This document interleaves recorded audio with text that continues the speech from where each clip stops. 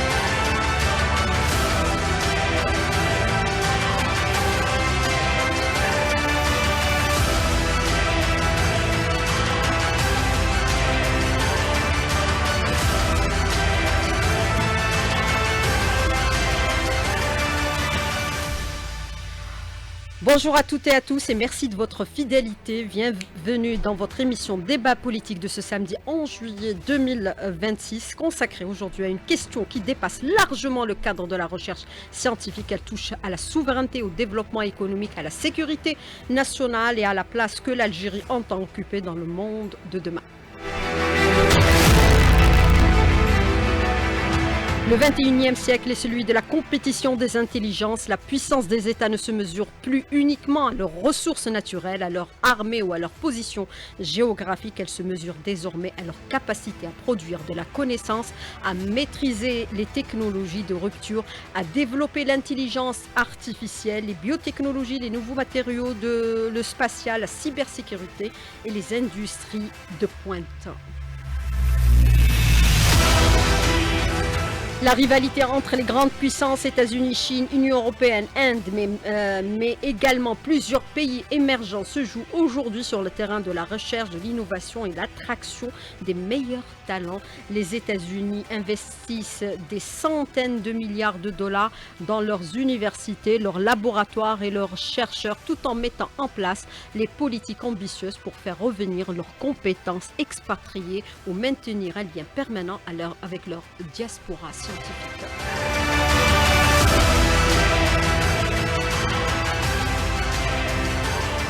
Pour donner des exemples, la Chine, l'Inde, la Corée du Sud, Singapour ou encore l'Irlande figurent parmi les exemples les plus souvent cités de pays qui ont fait de leur capital humain le moteur principal de leur développement. Ils ont compris qu'un chercheur, un ingénieur ou un médecin de très haut niveau constitue une richesse stratégique au même titre qu'une ressource naturelle.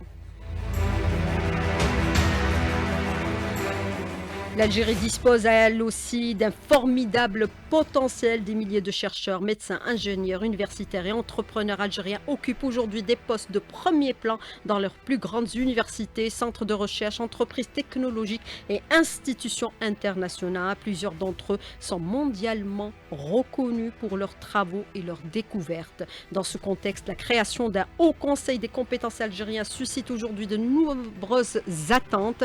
Peuvent-ils devenir un véritable instrument stratégique capable de mobiliser cette intelligence collective au service de la nation? Comment construire des passerelles durables entre les compétences établies à l'étranger et les besoins du pays?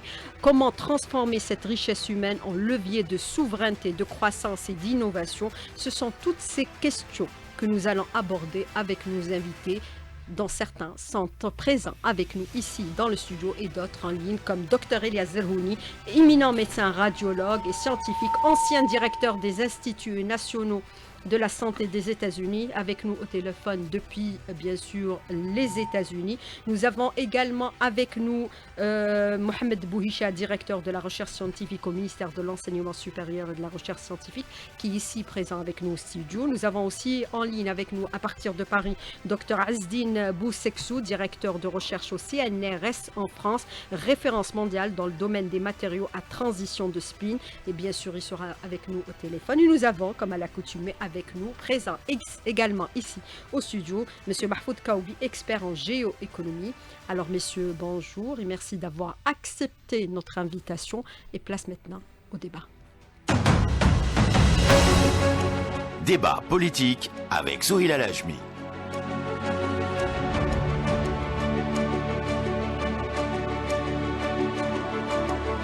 Alors messieurs, bonjour encore une fois. Merci d'avoir accepté notre invitation et d'être présents avec nous, les quatre, pour ce débat éminemment important pour l'avenir de l'Algérie, pour son émergence et la contribution bien sûr de l'élite nationale, qu'elle soit ici présente en Algérie ou à l'étranger, pour la construction de l'Algérie de demain, une Algérie épanouie, une Algérie émergente, une Algérie développée. Alors première question avec vous, docteur Elias Zerhouni. Vous êtes en ligne avec nous à partir des États-Unis. Vous étiez présent la semaine dernière pour l'installation pratiquement de cette instance sous l'autorité de la présidence de la République, directement par le président de la République. Vous avez assisté à la première réunion.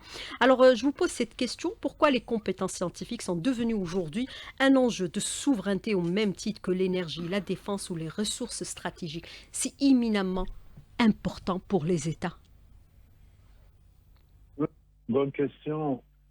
En fait, la réalisation d'aujourd'hui, c'est que sur les 30 dernières années, il y a eu un changement extraordinaire des balances économiques dues aux ressources naturelles contre celles qui sont dues aux ressources humaines.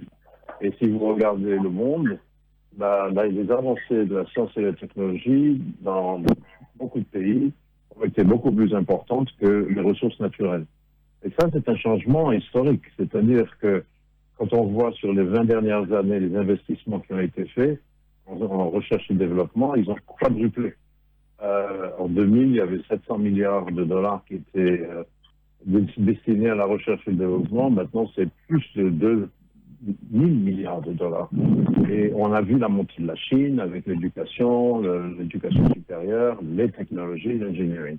Donc, le grand débat, qui n'est plus un débat, c'est qu'en fait, un pays qui ne se maintient pas et qui ne maintient pas un écosystème de recherche et de développement puissant ne pourra pas rester à la pointe économique, ne pourra pas avoir une chance de se développer économiquement. Et ça, en fait, c'est la grande découverte, si vous voulez, des dernières années, c'est que nous avons une diaspora. Nous avons quand même des gens qui ont quitté le pays pour des raisons diverses, mais qui ont évolué et qui font partie d'un réseau mondial de connaissances, de sciences et de technologies. Et c'est en fait ça, le but fondamental, c'est de relier cette diaspora ces scientifiques à l'étranger qui sont toujours attachés à leur pays, à l'écosystème interne de l'Algérie, de travailler ensemble. C'est pas une question de gens qui sont à l'étranger qui dictent aux gens qui sont à l'intérieur ou vice-versa. Donc c'était ça en fait l'idée du président, c'était de recréer une dynamique qui est en ligne avec l'évolution des sciences et des technologies et leur rôle dans la société et l'économie des sociétés mondiales.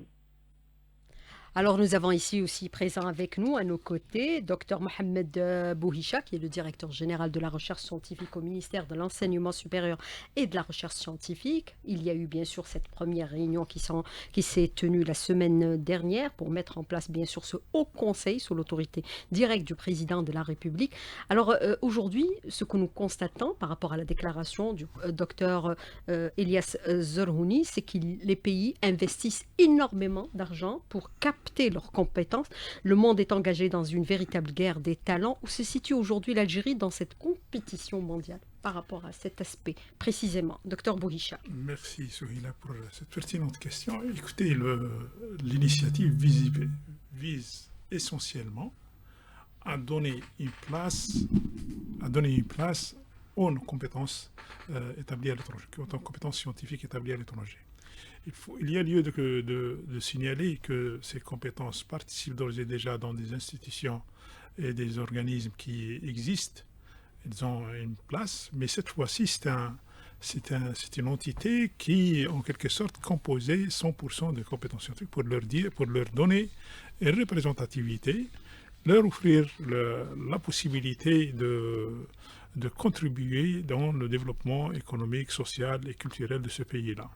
aussi de se prononcer sur des projets dans lesquels on les consulte ou de donner des visions, des propositions sur des sujets d'actualité et qui sont en quelque sorte de veille pour ce pays-là.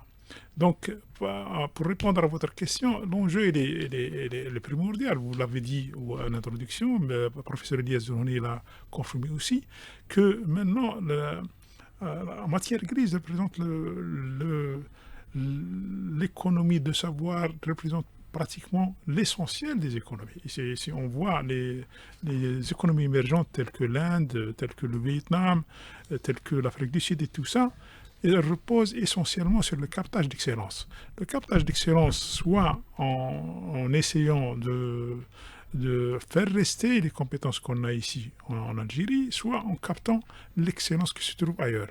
Même en Chine, qui est un pays de plus d'1 milliard d'habitants, ils ont développé des programmes de capter l'excellence d'ailleurs. Et si on voit par exemple les ICT, les académies qu'ils ont installées, les Huawei Academy qu'ils ont installées partout dans le monde, c'est justement un outil pour découvrir l'excellence et la capter et la faire en quelque sorte participer dans leur pays. C'est un instrument qu'ils utilisent pour nous. C'est pour ces raisons-là, l'Algérie essaye de capter l'excellence qui est déjà existante, l'excellence qui existe dans nos compétences scientifiques qui sont établies à l'étranger, de leur donner pour une fois, une instance qui leur représente et une instance qui permet à cette composante très importante à ce pays-là de se prononcer sur l'avenir de ce pays-là. Mais les avez-vous consultés auparavant, oui, par le passé? On les a Dr Bouhicha. Oui, mais j'ai dit au début qu'il y a des instances où ces compétences participent, mais elles ne sont pas majoritaires. Elles sont peut-être un pool qui, parmi les compétences qui existent aussi ici, mais cette fois-ci, c'est une instance qui est constituée essentiellement et à 100% des compétences scientifiques établies à l'étranger. Mais les avez-vous identifiés par le passé? Est-ce qu'on connaît leur savoir et leur nombre exactement? Bien sûr, on a fait à maintes reprises au niveau de la Direction générale de la recherche scientifique, on a fait un recensement, mais ce recensement il n'est pas exhaustif. C'est cette instance-là qui va contribuer à l'identification des réseaux. On parle de 45 000 à 65 000, le professeur Elias Zerhouni m'a dit ce chiffre-là, de compétences qui sont établies à l'étranger. Donc, je ne vous dis pas que la DGRC a cet accès à toutes ces compétences, mais on a notamment les compétences académiques, on les a recensées d'une manière grossière dans leur échiquier, en quelque sorte, où ils travaillent. 45 000, c'est un chiffre édifiant. Alors, je voudrais aborder aussi cette question avec professeur Mohamed, avec docteur Azdine Bouseksou, qui est en ligne aussi avec nous à partir de Paris. Alors, je voudrais vous parler bien sûr de cette instance, son importance, et par rapport au fait que l'Algérie sollicite aujourd'hui ses compétences. Est-ce que les mutations géopolitiques actuelles rendent urgente encore la mobilisation des compétences nationales et internationales pour construire le pays?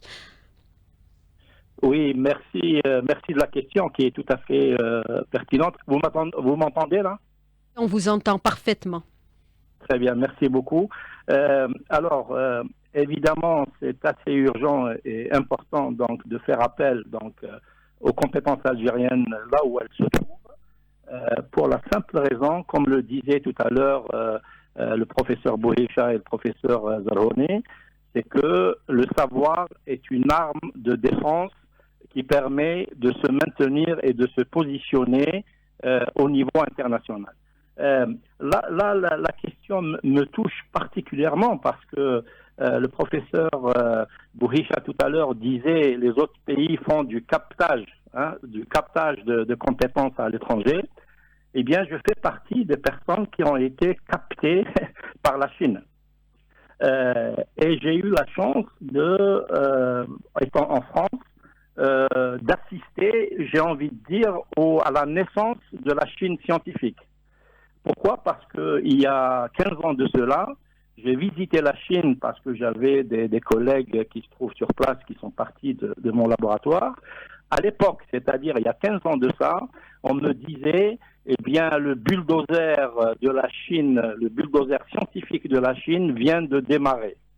À l'époque, je ne les ai pas pris au sérieux en disant oui, non, mais on connaît bien les publications des Chinois qui sont de très moyenne qualité, etc. Et j'ai eu la chance en 2024 de revisiter la Chine dans le cadre de la mise en place d'un labo commun que je devais diriger, que je vais diriger d'ailleurs. Je peux vous garantir que la situation scientifique au niveau de la Chine, elle est largement supérieure à ce qui se fait en Europe, et même elle talonne les grands pays tels que les États-Unis, etc. Alors, s'ils sont arrivés à s'imposer sur la scène géopolitique, pour revenir à votre question, c'est parce que ils ont renforcé le captage de la science, ils ont fait appel à leur diaspora qui se trouve à l'étranger.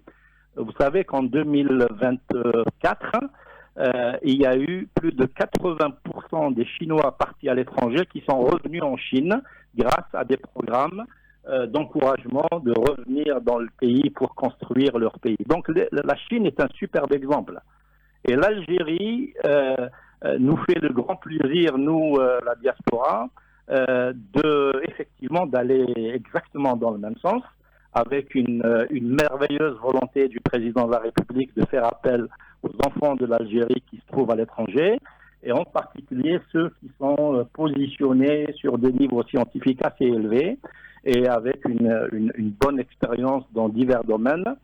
Et donc, la main dans la main avec les chercheurs et les enseignants-chercheurs algériens locaux, il s'agira de travailler ensemble pour aller de l'avant pour notre pays.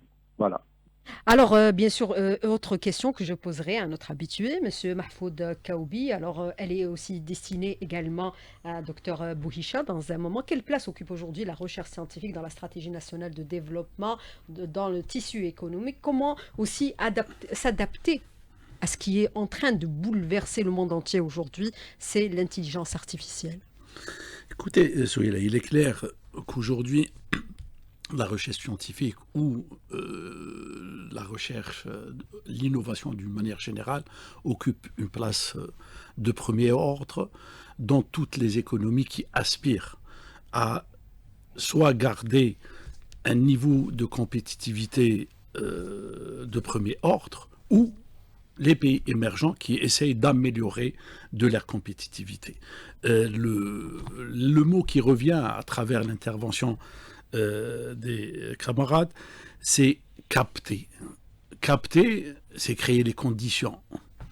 Ça sous-entend qu'il y a une concurrence ardue entre les différents acteurs au niveau international pour créer les meilleures conditions à cette excellence qui, par définition, est rare. Je voudrais dire que la Chine, ce qui se passe aujourd'hui, ce n'est pas une donnée qui revient à 10-15 ans.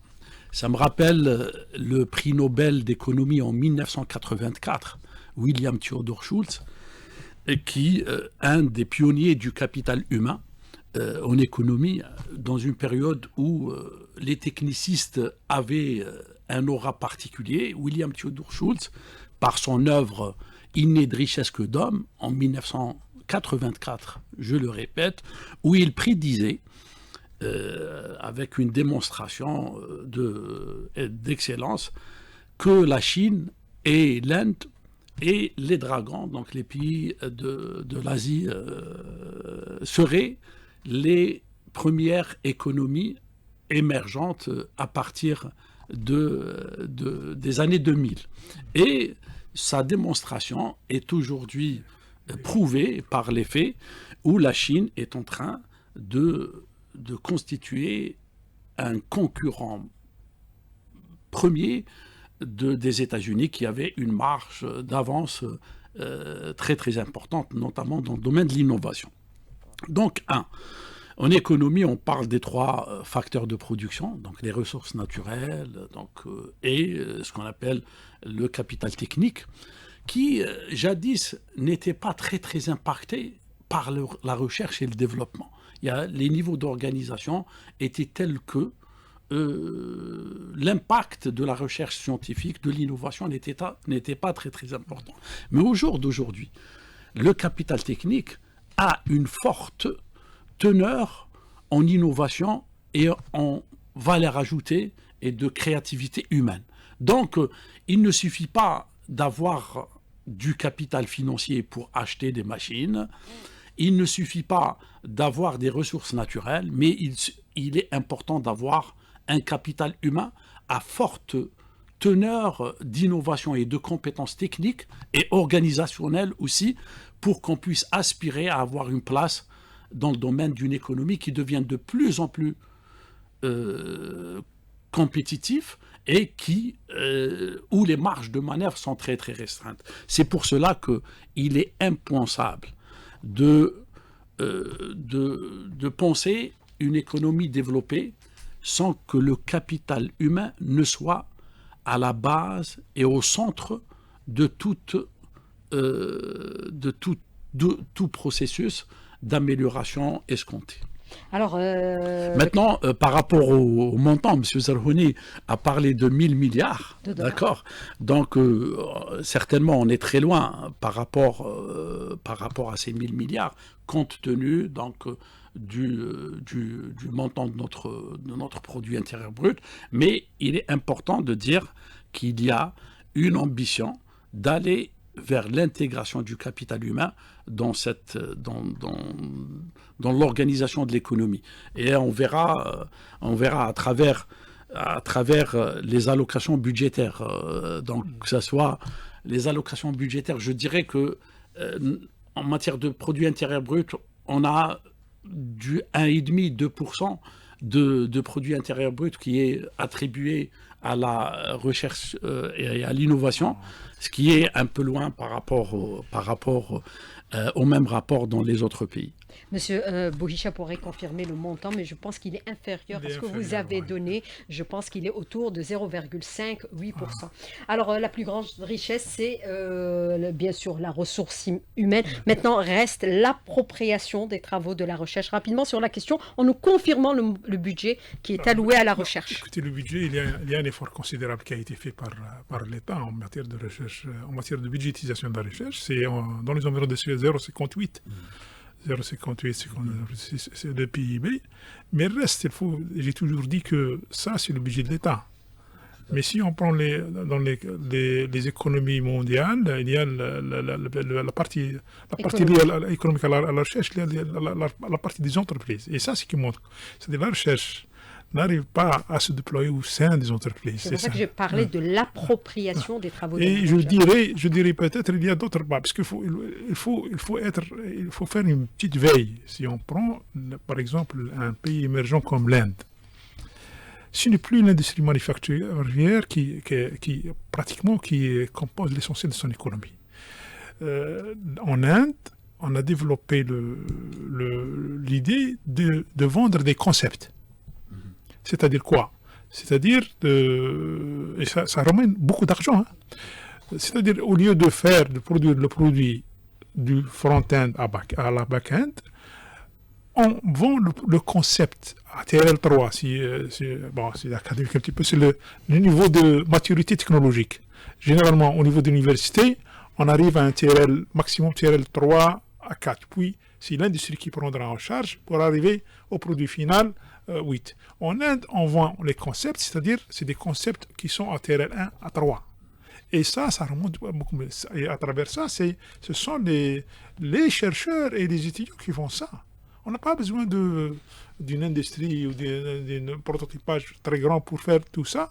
Et je pense que peut-être c'est une piste qu'il y a lieu de l'explorer à notre niveau. C'est-à-dire l'externalisation du savoir. Il y a lieu peut-être de mettre en place tout un écosystème pour garder cette excellence ici et de leur permettre d'externaliser, de vendre leurs concepts comme on le fait au niveau de l'Inde.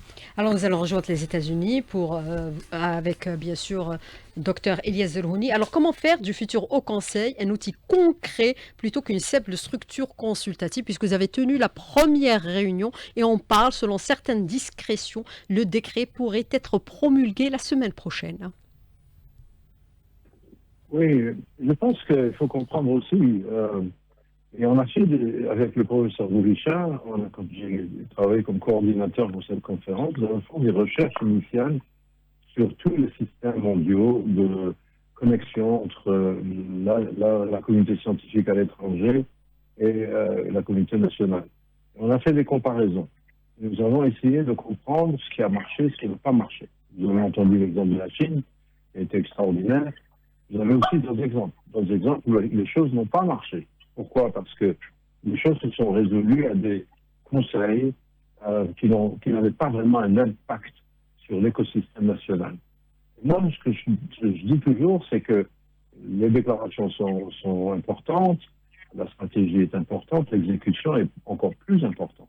C'est-à-dire réaliser le changement, à mon avis, passera d'abord par un changement d'état d'esprit, c'est-à-dire le mindset. C'est-à-dire que quand on réfléchit et quand on se pose la question pourquoi ça marche dans certains pays et pas dans d'autres, c'est pas parce qu'il n'y a pas d'investissement au niveau du PIB, c'est parce que l'état d'esprit ne se prête pas justement à la promotion et à l'expansion du savoir dans l'économie.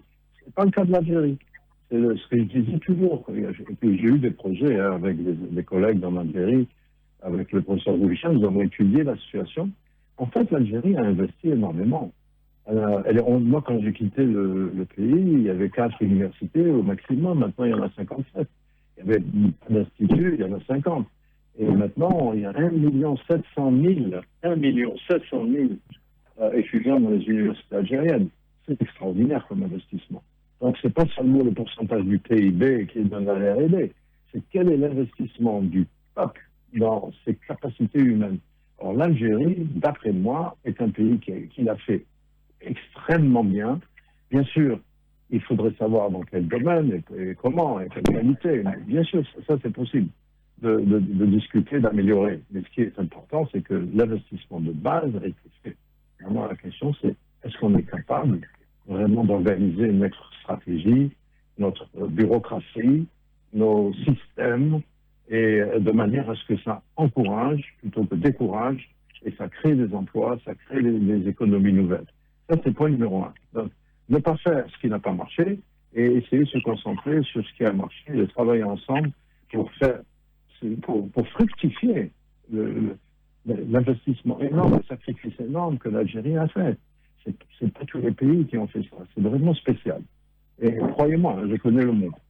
Deuxièmement, je pense que le succès maintenant n'est plus basé sur la capacité d'une organisation ou d'une autre de faire des progrès ou d'avoir quelqu'un d'exceptionnel. C'est basé sur des réseaux multidisciplinaires dans tous les domaines. On ne peut plus faire maintenant de recherche avancée sans avoir des physiciens, des mathématiciens, des chimistes. Donc il faut connecter.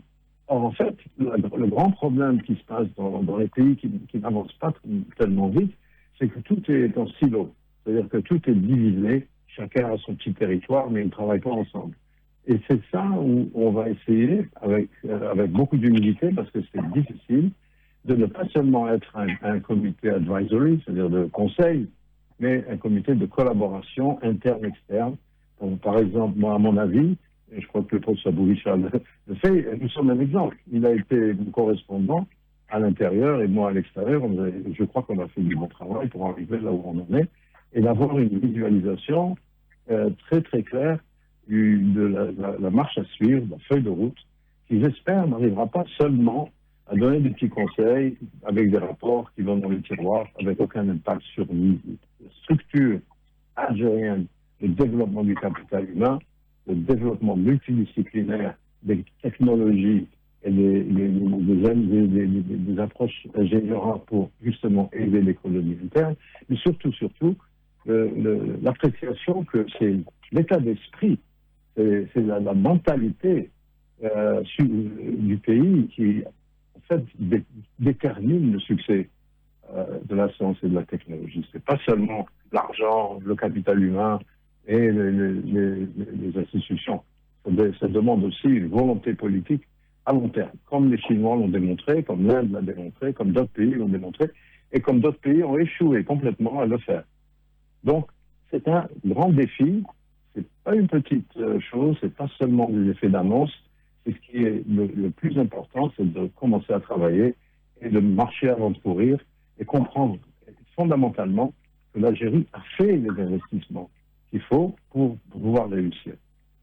Et justement, par rapport à ce que vous déclarez à l'instant, vous êtes reconnu mondialement dans votre domaine. Quel facteur explique aujourd'hui la réussite des grands centres de recherche internationaux à travers le monde? Vous avez cité des exemples, on pourrait en citer d'autres, bien sûr, de ceux qui ont réussi et non pas ceux qui ont échoué. Faut-il faire la même chose ou procéder autrement? Comment procéder aujourd'hui? Est-ce qu'il faut établir déjà préalablement, avec les chercheurs qui ont déjà été sollicités, le premier noyau, une feuille de route pour mettre, bien sûr, en marche cette volonté de faire développer la recherche dans notre pays? Monsieur Elias, docteur Elias Zerhouni. Je vous donne mon avis rapidement. D'abord, il faut subvenir aux besoins essentiels, c'est-à-dire les priorités du pays d'abord. Pas les priorités de la diaspora, pas les priorités du ministre ou des autorités, c'est les priorités des besoins du pays. Et ça, c'est important parce que sinon, les gens ne s'engagent pas. Quand on voit, par exemple, l'avancée en Chine, que je connais bien, ou en Inde, elle a été basée fondamentalement sur une analyse et une stratégie claire depuis le début sur les domaines dans lesquels ils devaient exceller pour pouvoir justement garantir et leur succès économique et leur succès stratégique. C'est la même chose en Algérie. Ça ne peut pas être tout en même temps et ça doit être les priorités essentielles du pays d'abord. Et deuxièmement, ça doit être soutenu par une stratégie claire et ouverte, transparente. C'est-à-dire que les blocages bureaucratiques doivent être gérés, les empêchements techniques doivent être gérés. Il y a énormément d'obstacles à réussir, que ce soit aux États-Unis, que ce soit en Algérie ou ailleurs. C'est difficile, c'est compliqué. Ça demande tout un réseau, justement, de collaboration. Or ça, il faut ne pas empêcher ce réseau de se créer, et surtout pour des raisons administratives. Voilà. Alors, nous avons aussi en ligne à partir de Paris avec nos docteurs Azdine Bousksu. Moi, je voudrais vous poser la question par rapport à ce que déclarait à l'instant docteur Elias Zerhouni. Quel secteur devrait être prioritaire aujourd'hui, constituer la priorité selon vous, puisque vous avez donné l'exemple chinois que vous considérez comme étant l'exemple le plus édifiant, mais il y a aussi d'autres exemples. Vous avez d'autres pays. Est-ce que la priorité, c'est la santé, l'intelligence artificielle, biotechnologie, industrie pharmaceutique ou technologie de pointe? Est-ce qu'il faut identifier tous ces secteurs avant de commencer à travailler, ou alors il faut travailler sur tous les domaines, sans exception aucune? Oui, merci de la question.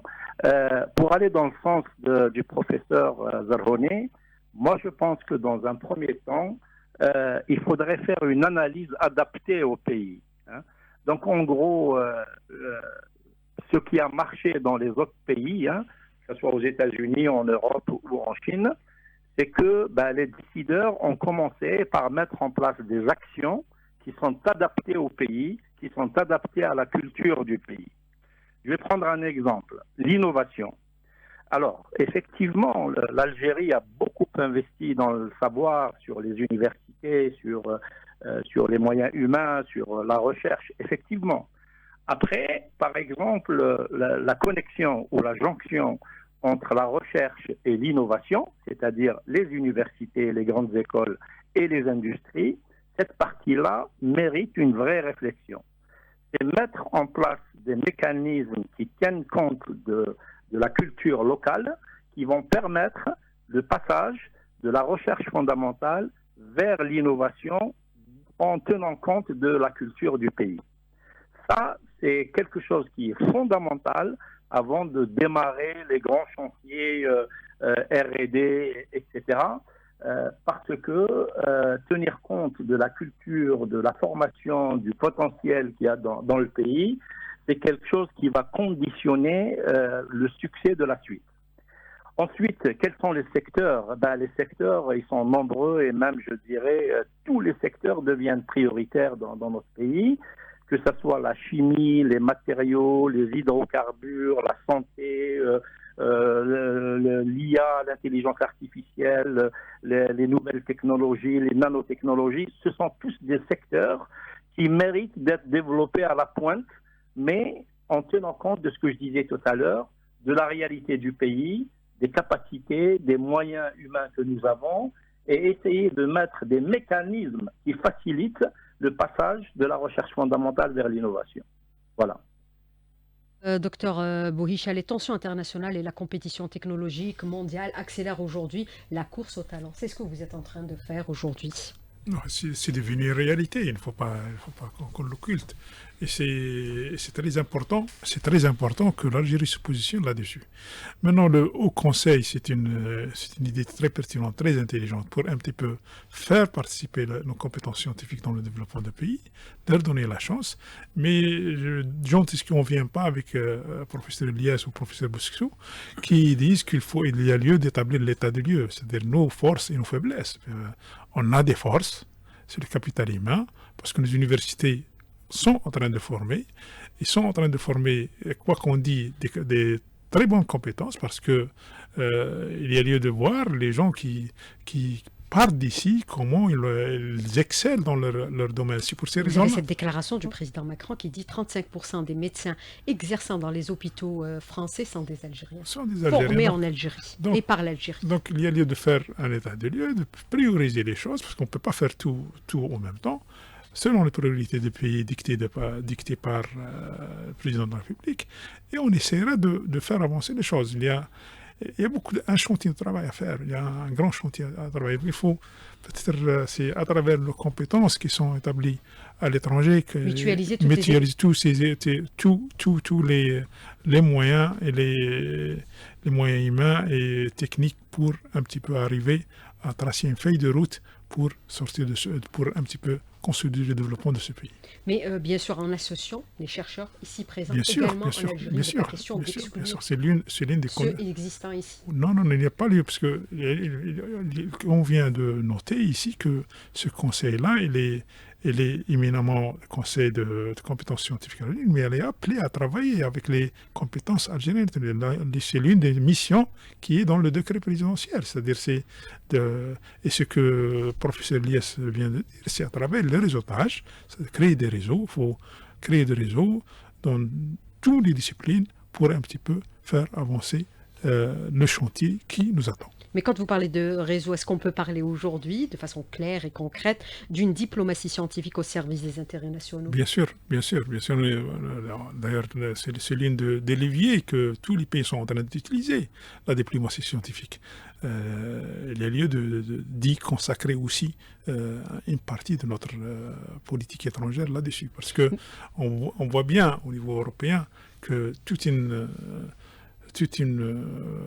dimension qui a été ajoutée à la recherche scientifique à travers la diplomatie scientifique. Mais quelles réformes sont aujourd'hui indispensables pour permettre justement à la recherche scientifique de devenir un véritable moteur de croissance économique du pays, à tous les niveaux, je ne parle pas seulement de l'économie. À mon sens, le plus grand challenge le défi qui nous attend, c'est d'essayer de ramer ce que fait dans l'académique avec ce que fait sur le terrain. C'est cette jonction, comme si Azdi Moussou l'a dit, jonction académique, industrie, académique, impact socio-économique. Bon, on a essayé de le faire, à travers le diagnostic, on a essayé de donner la chance aux chercheurs, aux étudiants des universités de créer eux-mêmes leur propre richesse, mais je pense qu'il y a un travail à faire là-dessus pour un petit peu fructifier ce qui se fait au niveau des centres et des universités à travers le pays. Alors on est tenu aujourd'hui, Monsieur Mahfoud Kaoubi, de créer cette jonction. Elle est indispensable parce que l'importance n'est pas uniquement d'agir sur l'offre en matière d'innovation et de recherche scientifique. Il est important de poser les questions par rapport à la demande. Et je pense que sans cette jonction, sans ce rapport entre une offre capable de se positionner d'une manière compétitive sur ce segment d'innovation et une demande permanente, active, qui est versée vers l'excellence, parce que l'innovation ne trouve son sens que dans un environnement de compétitivité, d'amélioration de performance. Et c'est sur cela qu'il faut agir pour transformer notre économie réelle de façon à ce qu'elle soit versée vers la compétitivité, vers la recherche d'excellence. Et c'est dans ce sens que d'autres pays ont pu avancer en créant les conditions de développement et de l'émergence de l'innovation dans un environnement industriel de services compétitifs pour ensuite pouvoir se positionner sur le marché international. Il faut que la vision change et le modus operandi des opérateurs change également, évolue en fonction du temps et du contexte.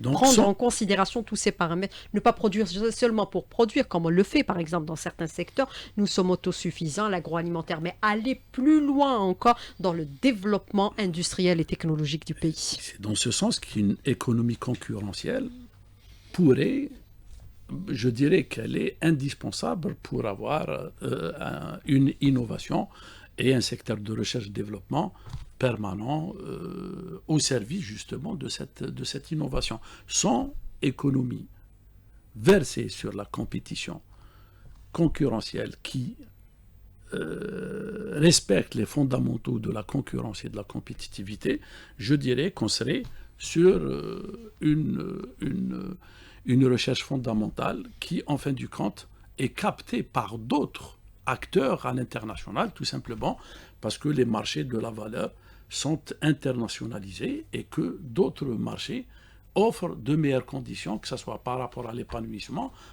que ce soit par rapport aux autres éléments matériels qui, en fin du compte, captent notre compétence.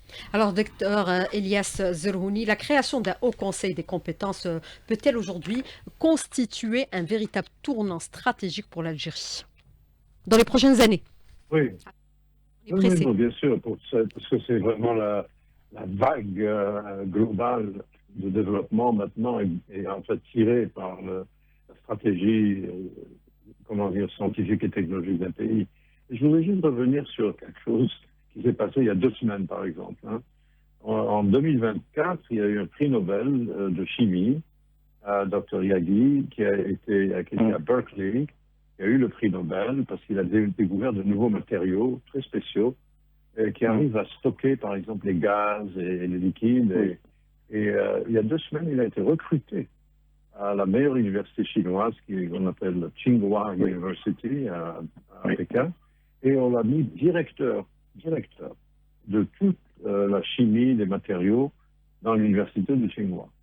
Alors, vous voyez bien que le débat n'est pas seulement un débat de la diaspora algérienne à l'étranger, comme la diaspora chinoise à l'étranger, mais aussi le débat sur les priorités scientifiques du pays et de chercher les personnes les plus compétentes à la pointe.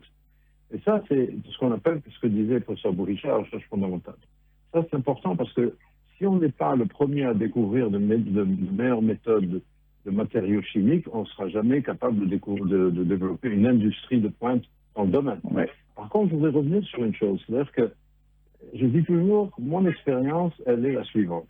Il faut toujours marcher avant de courir. Il faut toujours comprendre que l'écosystème est aussi important que la chose. Le laboratoire dépend de son environnement.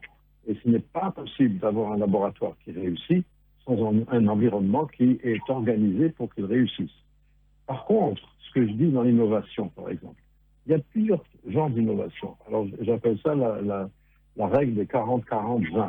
J'étais directeur de la recherche et le développement à Sanofi. Je disais toujours, le rendement le plus rapide et le plus productif, c'est quand on essaye d'élargir et d'augmenter le retour qu'on a sur des choses qu'on a déjà. Par exemple, maximiser notre habilité d'avoir du gaz et du pétrole. Ça, c'est essentiel.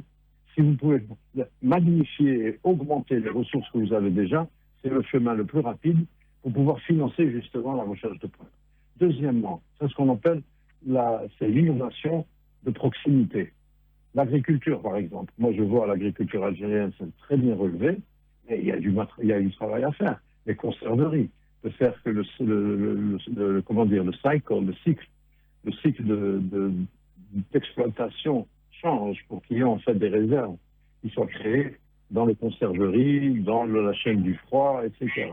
Donc, en plus de ça, vous avez après ça vraiment l'innovation de pointe appropriée au pays. Pas l'innovation de pointe, aller dans l'espace ou aller dans Mars, non. On a du soleil, on a une énergie solaire qui est absolument exceptionnelle. C'est ce qu'on peut faire. Et ça, vous voyez ce que je veux dire, c'est-à-dire qu'il y a 3 types d'innovation. Il y a l'innovation adjacente, de proximité, il y a l'innovation d'expansion de ce qu'on a déjà, et l'innovation de choses nouvelles que l'on veut créer. Et ça, c'est la méthode que j'ai vue et qui marche, qui a été en Corée du Sud, qui a été utilisée dans d'autres pays, au Vietnam par exemple. Et moi, je pense qu'il faut être quand même stratégique. Il ne faut pas être, trop théorique et commencer d'abord par les choses qu'on peut faire, qui sont urgentes, qui sont prioritaires et où on peut voir des résultats tangibles. Justement, vous parlez de valoriser le potentiel déjà existant. Vous avez parlé du pétrole et du gaz, c'est la vision du président de la République. Vous avez parlé des énergies renouvelables. Mais quelle devrait être aujourd'hui la composition de ce Haut Conseil, son mode de fonctionnement et surtout ses prérogatives pour produire des résultats concrets à court et moyen terme, Dr Elias Zerhouni, puisque vous avez cité des pays qui en très peu de temps ont réussi. Non, la chose est essentielle, c'est-à-dire que oublier ce qu'on a, c'est-à-dire qu'on dit attraper un oiseau dans la forêt plutôt que grandir l'oiseau qu'on a déjà, c'est pas une bonne stratégie. Par contre, il faut être absolument clair. C'est-à-dire, est-ce qu'on va dans la pétrochimie, est-ce qu'on va dans des méthodes différentes de production? Par exemple, moi je trouve qu'il y a énormément de travail à faire sur les importations qui sont de technologies très basses ou moyennes, qui devraient être produites en Algérie. Comment organiser une chaîne de remplacement des importations pour ne pas avoir à acheter des choses à des prix très élevés qui sont peut-être très bien faites en Algérie et l'exporter à partir de l'Algérie? Voilà une grande question. Et ainsi de suite. C'est-à-dire que je ne suis pas moi maintenant à la radio vous dire on va faire une grande réunion et puis tout le monde sera très bien. Ce ne sera pas le cas. Mais ce sera un truc de longue haleine, longue durée, et un truc logique, et surtout éclairé par les expériences des autres. Il ne faut pas réinventer le monde. Il y a des modèles qui marchent, il y a des modèles qui ne marchent pas. Et si on a le courage politique, parce que c'est pas simple de changer de modèle et de dire, bon, on va faire de l'économie privée, par exemple, on va encourager les startups, et tout ça, ça demande un changement de culture, un changement d'état d'esprit à tous les niveaux de la société.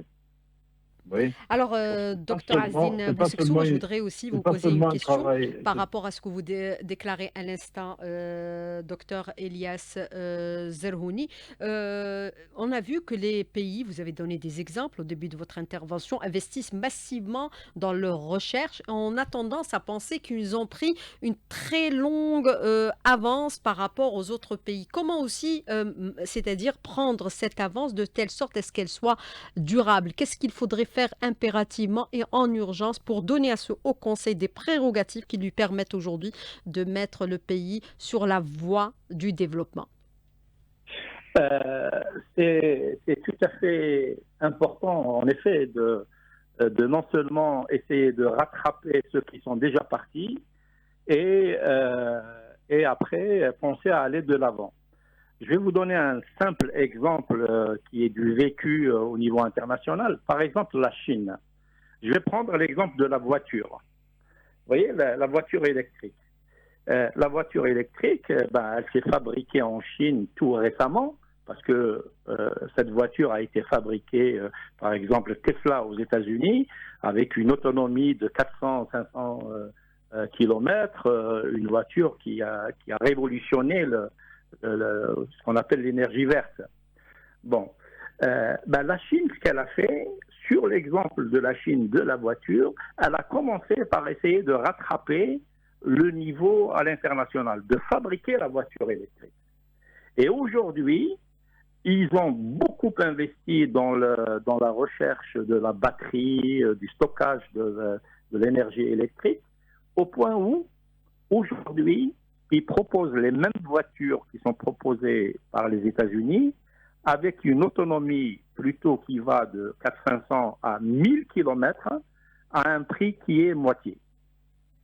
Vous voyez? Donc aujourd'hui, la Chine propose des voitures qui ont une autonomie électrique qui va 2 fois meilleure que l'existant, tout en étant 2 fois moins cher.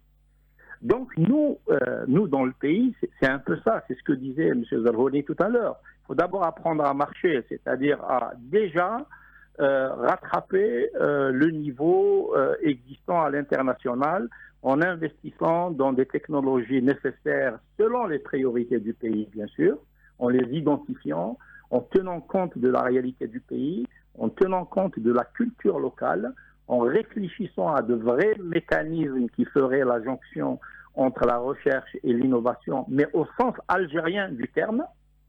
Une fois qu'on a, j'ai envie de dire, stabilisé cette partie-là, c'est là où on pourrait aller de l'avant en essayant d'aller plus vite ou mieux que ce qui existe avant. Et un autre exemple, par exemple, sur la partie informatique. L'IA en particulier, la Chine a aujourd'hui des propositions qui sont fulgurantes. Parce que justement, non seulement ils ont rattrapé le retard, mais maintenant, ils ont tellement investi dans l'informatique, dans l'intelligence artificielle, que maintenant, ils font des propositions qui viennent concurrencer ce qui existe à l'international. Donc voilà, c'est ça, en gros, un état des lieux local en tenant compte de la culture locale, en faisant la jonction entre la recherche fondamentale et l'innovation, en tenant compte de la réalité du pays et de la culture du pays, déjà faire un état des lieux assez précis et surtout voir quels seraient les mécanismes qui pourraient marcher chez nous.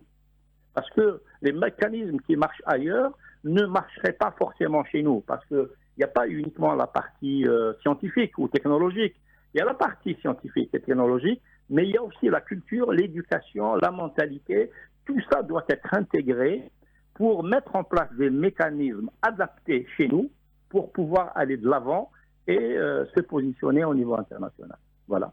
Alors, il ne nous reste pas beaucoup de temps. Alors, Monsieur Mahfoud Kaoubi, comment l'Algérie peut-elle transformer aujourd'hui son potentiel humain en avantage stratégique dans les secteurs de l'énergie, tel que l'a énuméré tout à l'heure Dr Elias Zenhouni, dans l'industrie du numérique et de la sécurité économique, sachant que dans l'énergie, dans les années 70, les Algériens, les compétences algériennes, celles de Sonatrach, ont été à l'origine de la création, de la mise en marche de certaines raffineries au pays du Moyen-Orient, aujourd'hui producteurs. Question très complexe, oui, là. Donc, la première des innovations, justement, c'est d'essayer d'innover en matière de modèles algériens qui répond justement à toutes ces spécificités. Garder les compétences aussi. Tout à fait. Mais la première des innovations passerait par justement organiser tout cela en fonction des choix qu'il faut faire en fonction de nos potentialités, de nos avantages comparatifs, de nos aspects culturels et aussi des blocages qui ont existé jusqu'à présent. Alors, comment vous voyez la recherche scientifique et technologique à l'horizon 2040 ? Est-ce que vous avez des projections aujourd'hui ? Vous avez une feuille de route au niveau de votre département ministériel ? Oui, on a un programme pluriannuel pour la recherche scientifique, mais qui dépendrait toujours des priorités du gouvernement algérien. Mais revenons au débat très de haut niveau qu'on a eu aujourd'hui. Je pense qu'il y a une feuille de route qui se dégage déjà. Si Zarhouni a parlé d'analyser les importations. C'est une chose que moi-même que j'ai pensé à faire ça, mais si on analyse les importations, on a beaucoup de choses qu'on pourrait effectivement faire, fabriquer ici. Deuxième des choses, c'est une machine à laver, par exemple. Une machine à laver. Faire dans le SKD. C'est ce qu'on est en train de faire. Ça s'est démocratisé. C'est ce qu'on est en train de faire à l'horizon 2030. Les 5000, avec notre département ministériel, 5000 brevets ou 5000 startups qui seront créées pour prendre en charge justement cette. Je dirais que la feuille de route elle est déjà tracée. Il faut tracer des priorités qui sont les priorités du gouvernement. Il y a lieu de travailler surtout et ici de capter aussi, de garder l'excellence ici, ce qu'on a fait au niveau les universitaires diplômés, au niveau des deux grandes écoles de maths et de l'IA Il y a un doctorat exceptionnel qui a été offert aux étudiants pour essayer de les garder ici. Il y a un emploi qui leur a été offert pour la première promo. Et je pense que ces mesures-là Les peuvent mettre sous contrat. les mettre sous contrat pour un petit peu les garder, pour essayer de le fidéliser et les garder ici. Alors, je poserai une question à Dr Elias Zerhouni. Si vous deviez proposer aujourd'hui une seule mesure prioritaire pour faire du Haut Conseil des compétences une réussite, laquelle serait-elle? Non, je me permets parce que j'ai tant de impôts, mais il faut toujours se dire quelle est la définition du succès. C'est quoi le succès? Et quand on regarde le moment actuel, il y a une conjonction, je trouve très favorable. C'est ce qui a été la clé du succès américain, la clé du succès chinois, la clé de tous les pays. C'est qu'il y a une alliance réelle, profonde, sérieuse, authentique entre le gouvernement, entre le capital humain et entre l'industrie. C'est les trois composantes qui sont absolument nécessaires.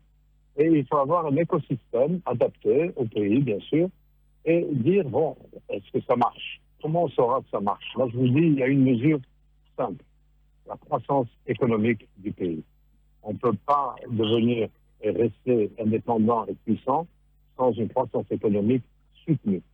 Tous les pays, la Chine a connu une croissance économique à 10%, 15% par an pendant 20 ans, et l'Algérie devrait connaître ce succès-là. Si dans 3-4 ans, on voit que le taux de croissance économique est supérieur à notre démographie, nous aurons réussi. Voilà, c'est très simple. Comment voyez-vous aujourd'hui l'Algérie, compte, par exemple, c'est en le horizon développement 2030, économique. 2040, 2050? Est-ce que vous avez des projections, bien sûr, avec toutes ces initiatives qui sont lancées aujourd'hui, notamment avec la mise en place de ce Haut Conseil sous l'égide du président de la République directement? Non, mais je pense que, bon, le projection à 2040, c'est toujours difficile. Vous savez bien, tout ce que nous discutons aujourd'hui est un processus très compliqué. Mais, par contre, il faut garder toujours la vision sur une mesure simple. Et pour moi, la mesure simple, c'est la croissance économique. C'est la croissance économique de la Corée du Sud, du Vietnam et de tous les pays. C'est la mesure essentielle. Si on ne réussit pas à accélérer notre croissance économique, on n'a pas réussi. Si on y arrive, même si c'est 1%, 2%, c'est pas grave. Mais quand vous projetez ça jusqu'à 2040, vous verrez que l'Algérie sera 2 fois plus puissante en 2040 qu'elle ne l'est aujourd'hui.